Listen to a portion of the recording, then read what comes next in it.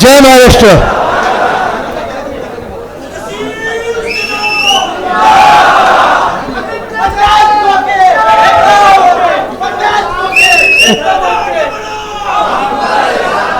काय बोलायचं हे कळत नाहीये, शब्द फुटत नाहीयेत. कारण आपण ज्या कठीण परिस्थितीत लढलेला आहात आणि जिंकलेलाच आहात, ह्याचे आभार मानायला मी आलेलो आहे.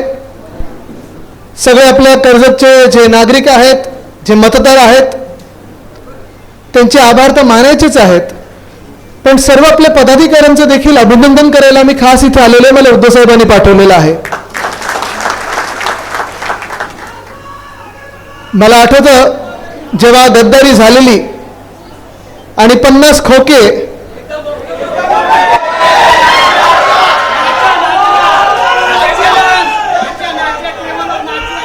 जेव्हा 50 खोके एकदम ओके झालं होतं, तेव्हा वातावरण असं होतं की आपल्या पक्षाचं काय होणार, आपला पक्ष राहणार की नाही राहणार, किती लोक जात आहेत, किती लोक थांबतायत, असं सगळं चित्र निर्माण केलं होतं.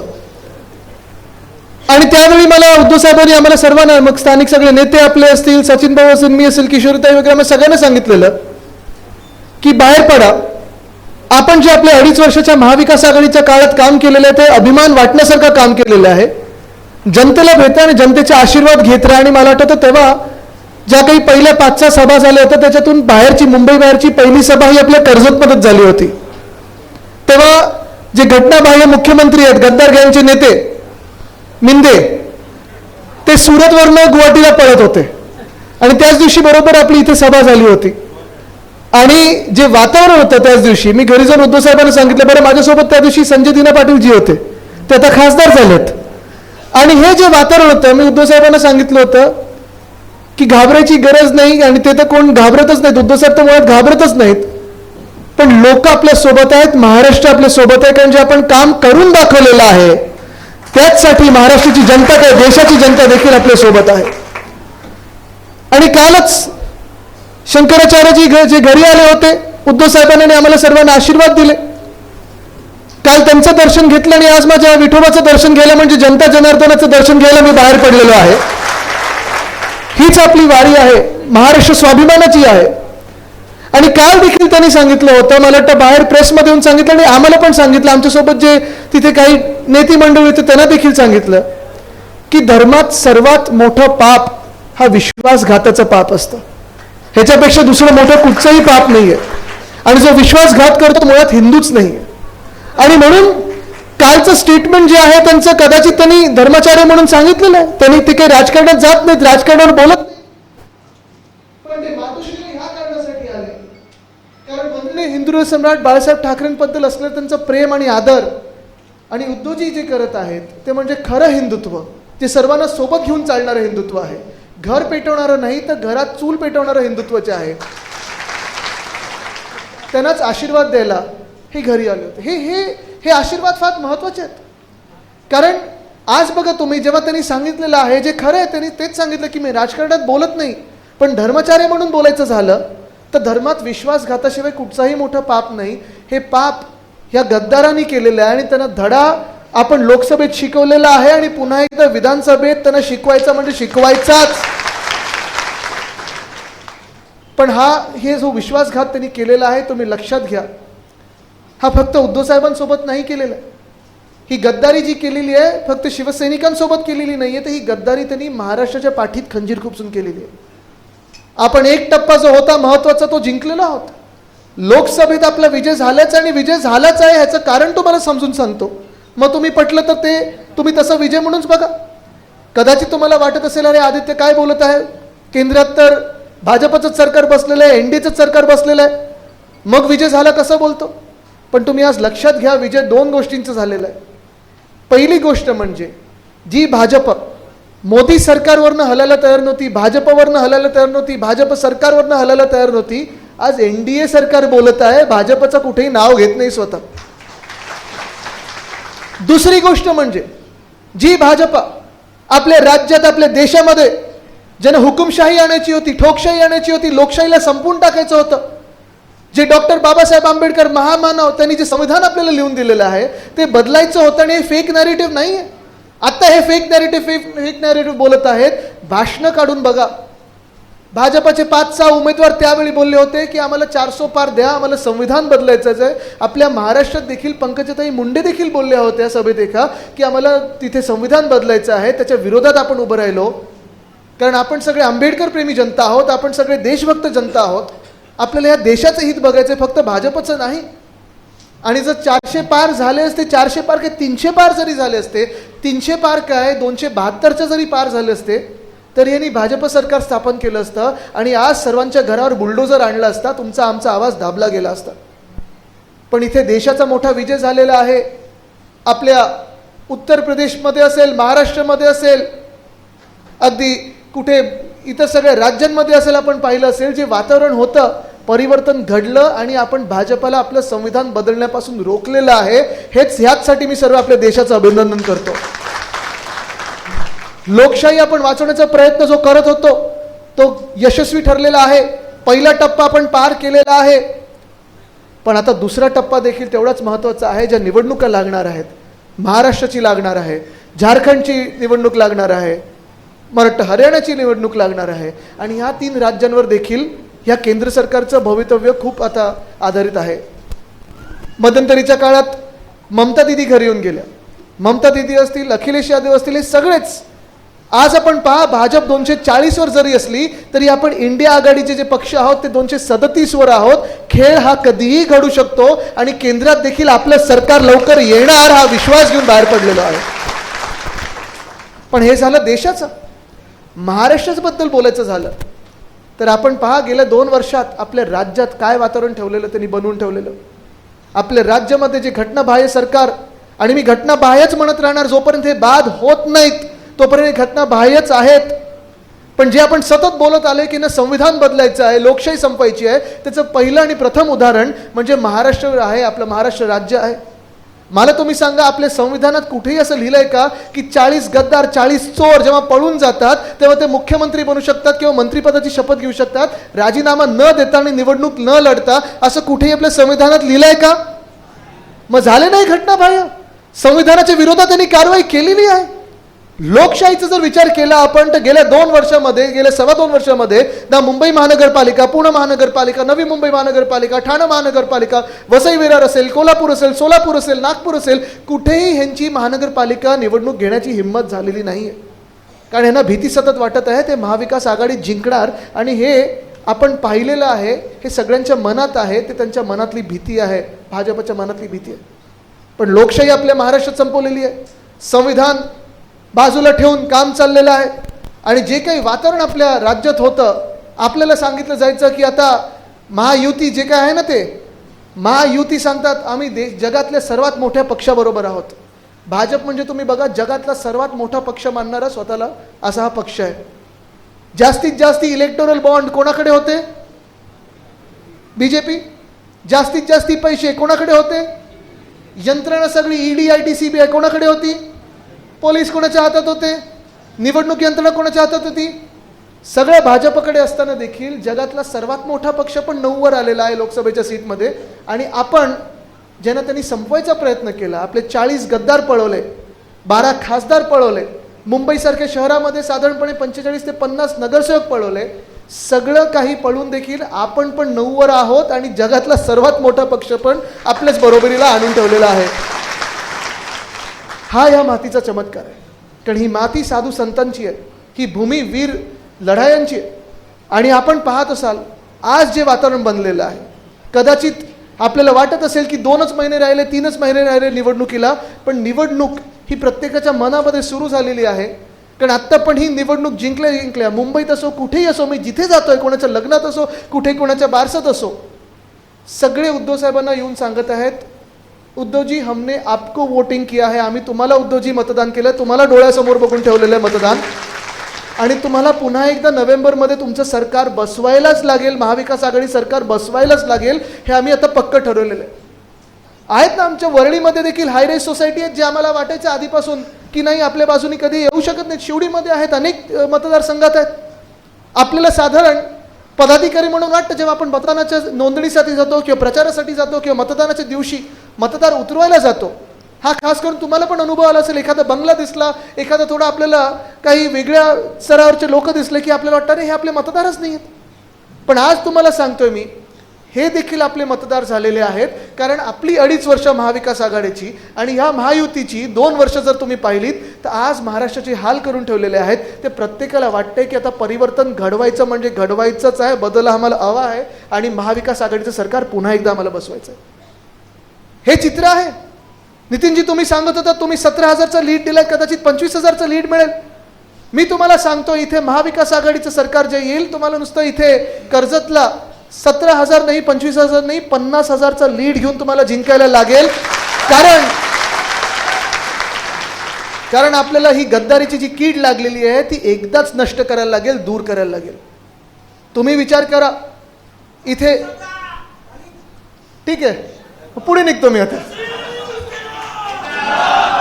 पण हा आत्मविश्वास पाहिजे.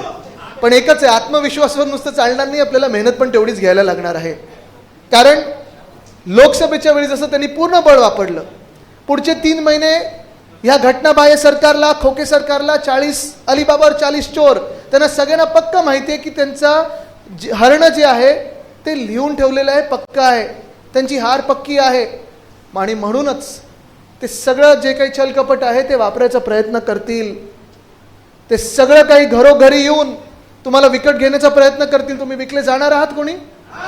महाराष्ट्राचा स्वाभिमान तुम्ही कोणी विकणार आहात? महाराष्ट्राचे जे हाल झालेले आहेत त्याच्यावर तुम्ही कोणी शिक्कामोर्तब करणार आहात? नाही करू शकत आपण. मग हे नाही जमलं तर धमकवायचा प्रयत्न करणार, तुमच्यावर खोटे केसेस टाकण्याचा प्रयत्न करणार, तुम्हाला धमकी देण्याचा प्रयत्न करणार. कोणी घाबरणारे इथे कोण आहेत का? हातवरती करत. घाबरणारे असतील तर इथे कोणाला जागा नाही, ते तुम्ही मग जा दुसऱ्या पक्षामध्ये. इथे सगळे शिवसैनिक आहेत, इथे महिला आघाडी बसलेले, कोणी घाबरत नाही. तुमच्यावर मध्ये हल्ला झाला प्रसादजी, मी तुम्हाला हॉस्पिटलमध्ये येऊन भेटलो होतो आणि तुम्ही देखील तेच सांगितलं होतं की पाठून वार करून गेला, समोरून आला असतं तर घेतलं असतं शिंगावर. ही ताकद आहे आणि घ्यायचंच शिंगावर, कोणाला सोडायचं नाही. पण आज तुम्हाला सांगतो सावध राहणं गरजेचं आहे आणि तेवढंच काम करणं गरजेचं आहे. कारण आता हे खोटे अफवा पसरायला लावणार की हा येतोय तो येतोय, असं होणार तसं होणार, ह्यांचं सरकार बनत नाहीये, ह्यांचे आमदार निवडून येणार नाहीयेत आणि ह्यांचं पुढे काही चालणार नाही, महाराष्ट्रानं हकलवणार आहे, ही शपथ घेऊन आपल्याला आता पुढे जायचं आहे. आज आपण पाहतो ना, हे मध्ये आता जे काही अर्थसंकल्प सादर झाला, एक निवडणुकीच्या आधी अर्थसंकल्प सादर झाला, अंतरिम अर्थसंकल्प ज्याला काहीच अर्थ नव्हता, आणि मग पुन्हा एकदा गाजर वाटण्याचा कार्यक्रम झालेला आहे. पण आज महाराष्ट्राची आर्थिक परिस्थिती ह्या खोके सरकारने करून ठेवलेली आहे. जेव्हा केव्हा आपण वाचतो की आम्ही आता इन्फ्रास्ट्रक्चरवर भर देणार आहोत, रस्ते बनवणार, हायवे बनवणार, एक सुद्धा हायवे आत्ता बघण्यासारखा नाही, एक सुद्धा रस्ता बघण्यासारखा नाही आहे. ह्यांचं काम होतं तर ह्यांच्या बिल्डर लोकांसाठी होतं, ह्यांच्या मित्र कॉन्ट्रॅक्टर लोकांसाठी होतं. लोकांसाठी, जनतेसाठी 2 वर्षामध्ये एक तरी काम ह्यांनी केलेलं दाखवा, एक तरी विकासाचं काम ह्यांनी केलेलं दाखवा, एक तरी जनहिताचं काम ह्यांनी केलेलं दाखवा, किंवा एक तरी योजना ह्यांनी जी आणलेली आहे किंवा घोषित केलेली आहे ती मध्ये कुठेही कोणी पैसे न खाता पूर्ण केलेली दाखवा.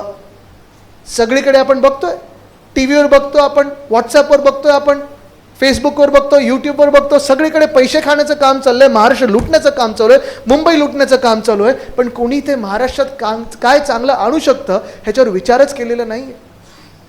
आणि आठवण करत त्याच आपल्या मोर्चाची मावळ जिल्ह्यात आपण काढले, मावळ तालुक्यात आपण काढलेला, वरती आपण नितीनजी आपण तो मोर्चा काढलेला, संजोगजी आपण पण त्याच्यात असाल कदाचित त्यावेळी, मला आठवतं तिथे वेदांता फॉक्सकॉनचा मोर्चा, आपण सगळे आलो होतात, अनेक लोक आपण आले होतात, स्थानिक पण तिकडचे पदाधिकारी होते. पण वेदांता फॉक्सकॉन असेल, एअरबस पार्क असेल, एअरबस टाटाचं असेल, बल ट्रक पार्क असेल, मेडिकल डिव्हाइस पार्क असेल, आता टेस्लाची कंपनी असेल, हे सगळं काही इकडे तिकडे पाठवायचं, गुजरातला पाठवायचं, पण महाराष्ट्रात कधी काही येऊ दिलं नाही. आणि तो दिवस पण आठवा जेव्हा मिंदे बोलले होते की आता वरतून फोन आला आम्हाला प्रधानमंत्री महोदयांचा, वेदांता फॉक्सकॉन जरी आम्ही गुजरातला पाठवलं असेल तरी आम्ही वेदांतापेक्षा मोठा प्रकल्प ह्या महाराष्ट्र राज्याला देऊ. आलाय कधी मोठा प्रकल्प त्याच्यापेक्षा? नाही आलाय. परवाकडे सचिनजी तिथे मुंबईमध्ये देशचे, कोणाला नाव माहिती आहे का त्यांचं? नाही माहिती, मला पण माहित नाही. पण मध्य प्रदेशचे मी होर्डिंग्स बघितले, invest in Madhya Pradesh, invest in Madhya Pradesh, मध्य प्रदेशमध्ये या, मध्य प्रदेश में आओ, इन्व्हेस्टमेंट करो. उद्योगपत्यांना भेटले, मुंबईतल्या उद्योगपत्यांना भेटले, महाराष्ट्रातल्या उद्योगपत्यांना भेटले. ठीक आहे, करा. मध्यंतरी मागच्या वर्षी मला वाटतं उत्तर प्रदेशमधले होते, यावेळी मध्य प्रदेशमधले आले.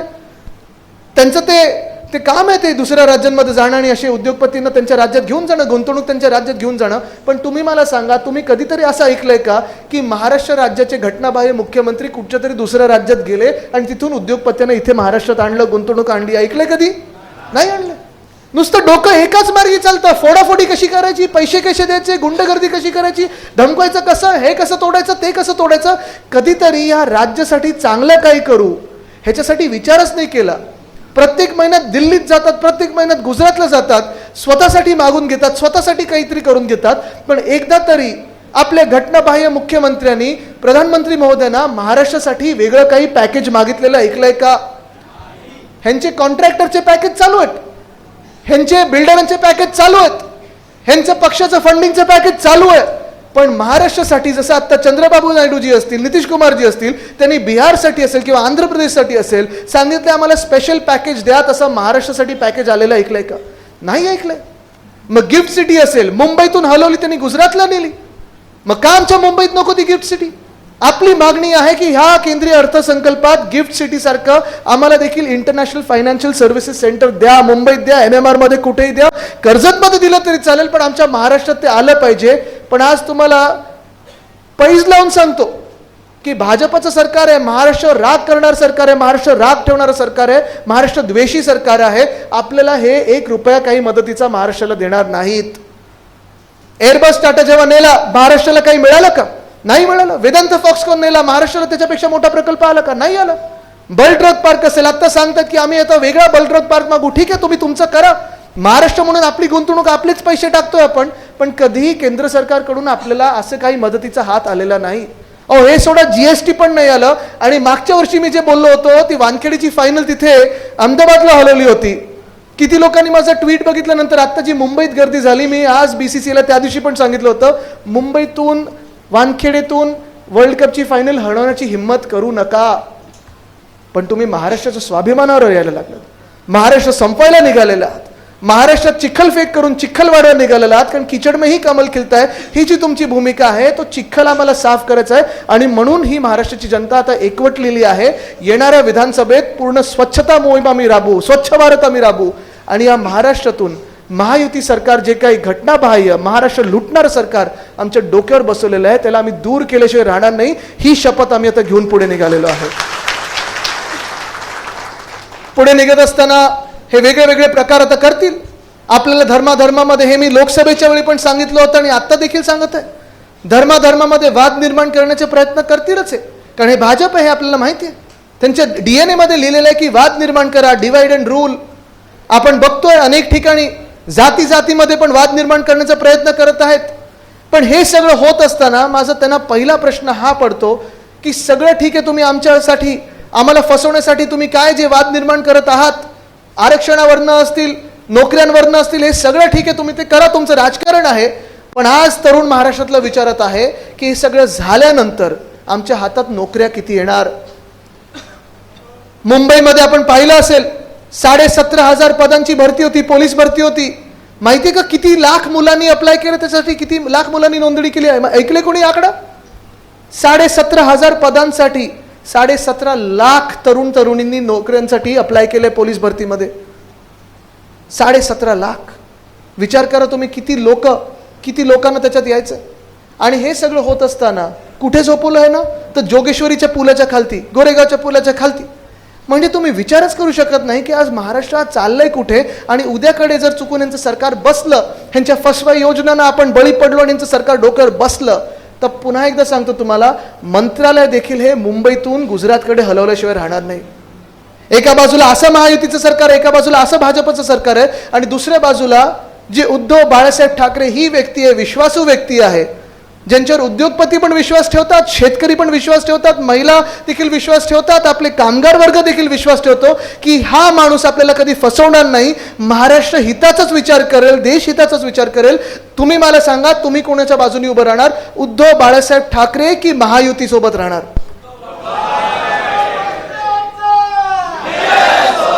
कारण महाराष्ट्राचे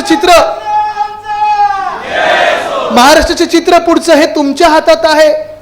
तुम्ही ते आर्टिस्ट होणार आहात. महाराष्ट्राचे चित्र कसं घडवायचं हे तुम्ही ठरवायचं आहे. जर हे भाजपचं सरकार आलं, जसं मी सांगितलं, मंत्रालय तर गुजरातला हलवतीलच, उद्योग देखील तिथे हलवतील, आणि कामगार कायदे जे आहेत, खास करून मी तुम्हाला सांगायला आलेलो आहे, ते देखील हे बिघडवणार आहेत, बदलणार आहेत. फिक्स टर्म एम्प्लॉयमेंट असेल, 100 दिवसाचं एम्प्लॉयमेंट असेल, मालक तुम्हाला कधीही काढू शकतो, नोटीस न देता काढू शकतो. हे सगळं जे भाजपच्या मनात आहे ते आपल्याला रोखणं गरजेचं आहे. आणि ते जर रोखलं तर आणि तरच आपला महाराष्ट्र हा आघाडीवर राहील. नाही तर आत्ता आपण जसं 6 की 10 राज्यांच्या मागे राहिलेलो आहे, तसा आपला विकास दर कमी होत राहील आणि आपल्या घरात चूल पेटणार नाही, पण भाजप आपलं घर पेटवायला लागेल. तुम्ही ठरवायचं आहे तुम्ही कोणासोबत उभे राहणार. भाजपसोबत उभे राहणार आहे की उद्धव बाळासाहेब ठाकरेंसोबत उभे राहणार आहे. आणि म्हणून आजपासून हा प्रत्येक दिवस महत्वाचा ठरणार आहे. प्रत्येक दिवस हा प्रचाराचा ठरणार आहे. प्रत्येक घरोघरी मशाल ही पेटलीच पाहिजे. प्रत्येकाच्या मनात मशाल ही पेटलीच पाहिजे. कुठेही आता गफलत होता कामा नाही, कुठेही आता गडबड होता कामा नाही. तुम्हाला जर आता लढायचं असेल तर आपली ही महाराष्ट्र स्वाभिमानाची लढाई आहे. तुम्ही आपल्या ह्या लढाईत सहभागी होणार की नाही, मला जरा हात वरती करून दाखवा. होणार असेल तर आपण एकमताने ते ठरवलं पाहिजे की येणारं सरकार हे आपलंच आहे आणि आपलं म्हणजे या महाराष्ट्र हिताचं सरकार असणार आहे. ठरलं का आपलं? लढायला तयार आहात का? तुम्ही कुठेही विकले जाणार का? कुठेही कोणा धमकी आली घाबरले जाणार आहात का? तुम्ही एकमताने उद्धव बाळासाहेब ठाकरे ह्या व्यक्तीच्या मागे उभे राहणार का? महाराष्ट्राच्या स्वाभिमानाची लढाई लढायला तयार आहात का? जिंकायला तयार आहात का? हेच जर ठरवलं आपण तर आपल्या महाराष्ट्राला कोणीही खेचू शकणार नाही मागे. कारण आपल्या हातात आहे महाराष्ट्राला पुढे न्यायचं आणि जिंकवायचं म्हणजे जिंकवायचं. धन्यवाद. जय हिंद, जय महाराष्ट्र, वंदे मातरम. धन्यवाद आदित्य साहेब.